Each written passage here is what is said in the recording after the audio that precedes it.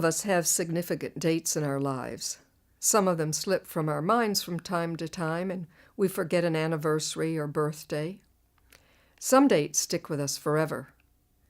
There are a lot of people who knew where they were on the day that will live in infamy, the 7th of December, 1941, or D-Day, the 6th of June. I'm always aware of those dates, but I was so young that they do not stand out in my memory. When I had been married for a little over a year, I was working as the receptionist at Andover Newton Theological School and living in a studio apartment across campus with my husband. On this particular day, I was on my lunch hour, and I was watching my favorite soap, As the World Turns, as I ate my sandwich. At 1:48 p.m., Walter Cronkite interrupted the broadcast to announce the assassination of John Fitzgerald Kennedy, our 35th president. It was the 22nd of November, 1963.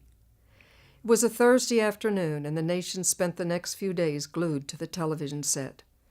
In stark black and white images we watched the lines of people file past the casket in the rotunda of the Capitol. We watched a young widow and her children come to say their goodbyes. Representatives from more than 90 countries attended the funeral on Monday the 25th.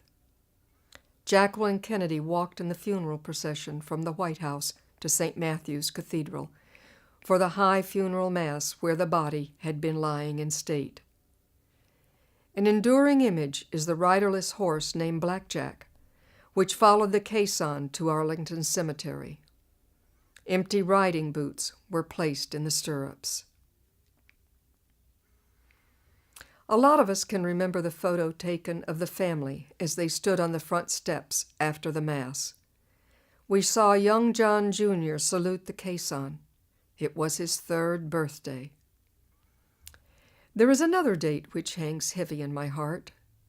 I was working in a retail search firm, calling large stores to recruit their managers to work for our clients. One of the managers had a small black and white television set in his office. His wife called him and told him to turn it on. It was a few minutes before 9 a.m., and we stared in horror at the North Tower of the World Trade Center in New York City. It was the 11th of September, and it was on fire.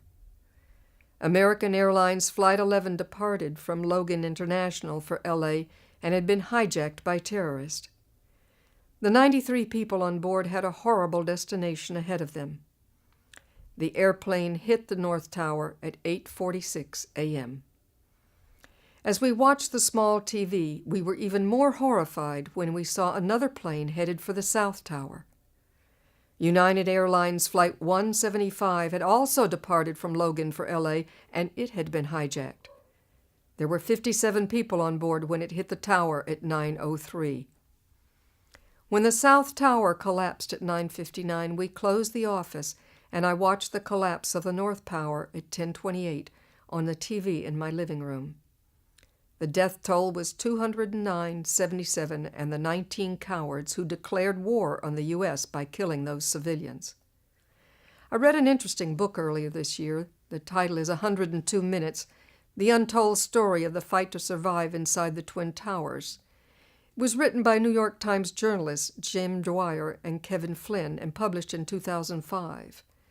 They were able to record the events of that day minute by minute by using the cell phone conversations of the people inside the Twin Towers who had called friends and family members. Some of us still remember where we were on such dates. I have come from the tall mountains where the place called morning lies. I have seen the glow of sunshine steal across the quiet skies. We have doubts about the morning when our hearts are black with sin. It's hard to see the break of day when we have no love within. There can really be a morning. It is born within the soul, and it will come to each of us when loving is our goal.